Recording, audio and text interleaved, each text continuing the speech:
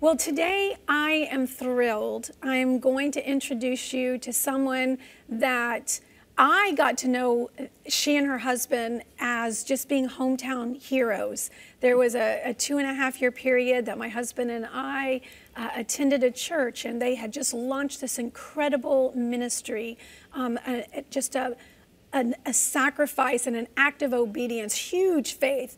And so many people that I loved from the Tres Dias community and just all kinds of mutual friends could not say enough amazing things about One City Ministries with Mike and Deb Gilbert. So the best thing we can do is just take you there. Go with us to Uganda and see the vision.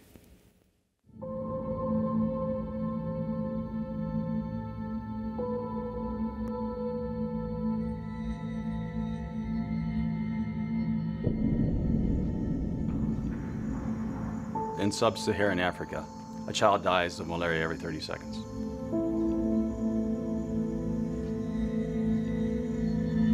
We were losing children all under the age of 5. We'd lose 2 or 3 a week.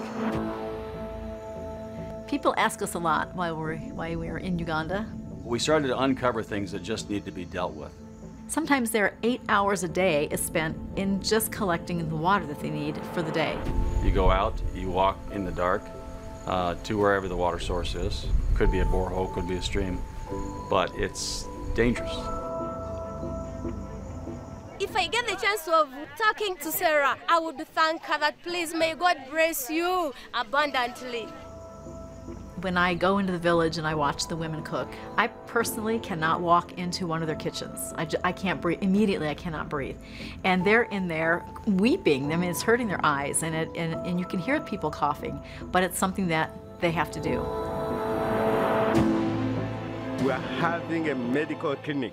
The people in the community have been helped. What Deb and Mike did has been wonderful. Thank you very much.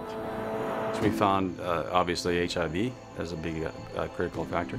We saw a lot of malaria. Then we saw a lot of typhoid. There's need here. There's needs that need to be addressed. When you're with the people, it's not just a picture, and you're with people and you're seeing people starving and you're seeing people dying. That was kind of a need for us to understand what we're facing. You can't walk into a dark room and face enemy. You got to put light on it.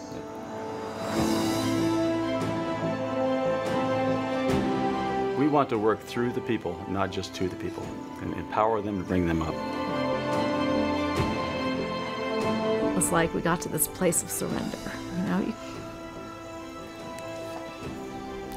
The bottom falls out of your world, and you're in that place that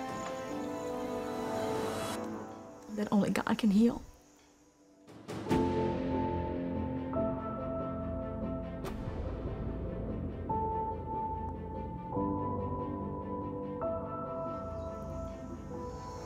It has an impact on you, a long, deep impact. Wow. So you've just seen a little bit about something that isn't just a local hometown heroes ministry, but it has now become a global phenomena. And God is using this couple. And Deb, I'm so blessed that you're here. And there's so much to talk about, but I really want to focus today. And you know how cool God is. I've interceded for you for years, and I've, you know, done fundraisers and gone and participated, and we've even had, you know, tables and booths at our church and sold ornaments and done things to sow into the vision. So it's such an honor to meet you in person. And God does that. You know, He does that supernaturally. All the time. But I really want to talk today about a mother's heart, a mother's story, and surrender, because you see this great miracle, but many people don't see the cost and how God spoke to you and moved you from having what people would call a normal, exemplary, close-knit Christian family and walk, and then tragedy, and then this is birthed. This is the beauty from the ashes. So do you mind just sharing your story? No, I love to share the story. I don't always make it through it very well, but we were living a very normal life. You know, just there was nothing unique about us. We both served at the church that we attended, and for years. And at some point, we realized that our son had a very serious addiction problem. And he was a teenager? He was. When we really realized the problem, he was about 17. And we tried all the things, you know. I had homeschooled him for a year before he fired me from homeschooling. I wasn't very good at it. And, but we thought we had him kind of on level ground at that point. And then we did all the things that you would do. We had psychiatrists, we had counselors, we had Christian counselors. We tried all the things that you can do as parents.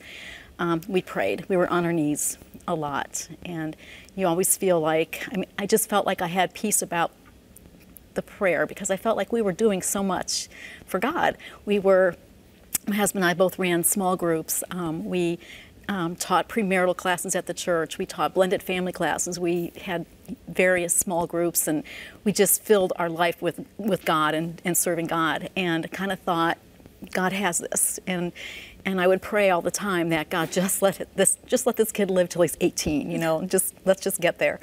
And so after a couple of really close encounters with death, we had a long conversation with Sean and kind of had a come to Jesus meeting with, you know, like things have to change. And it was a great meeting, and I took notes, and I have little pictures, I still have it. And we kind of felt like afterwards he knew all the right things. He knew that he needed to back away from the people that he was with because they were all having addiction problems. And we thought we were on a good path with him. And he promised he would be home for Sunday dinner and family game night, and that was wonderful. And he didn't come home. And you know, it was just, when you pray so much, you expect God to answer it in a certain way, don't we? We think, I'm praying this, and this is what God is going to. You have this picture of what it's going to look like, and it was always healing and safety. And on this particular, after this weekend that he hadn't come home, my husband had a really bad feeling all day, but I was kind of at peace that day, which was unusual. And we had a friend of his that we had been trying to find him, and a friend called. We were at church, we were doing our little small group, and a friend called Mike and said, Mike came in the room and said to me, this person says that she thinks Sean is dead. And you can't really make sense of that. And we rushed home, and there was a car from the sheriff's department on our door, and Mike called them, and they came right out, and they were very awkward and didn't quite know how to handle what they had to share with us. And they told us that he had overdosed at a party with some friends, and you can't really grasp that, no. Can you? And I was not really ready to believe that until I could actually see him, and that was a couple of days before we actually could see him. And but you know, we were surrounded by all those people that we had been with for years at our church. They all surrounded us. I mean, our house was full of pastors and people and casseroles and coffee and, you know, all those things. And community. Yes, and so important, you know, that I think that's why God had us doing all the things we were doing, because we were going to need that at a time like that. And you know, God also gave me a couple of other mothers. I will always remember that they came into my home just days after this happened, and they had both lost children. They had both lost sons, and they were so broken and so defeated. And I just remember saying to God, like, I can't do that with my son. I need to honor him, and I can't just fall into this black hole and not come out. And you know, if you ever sang the song, I Surrender, yeah.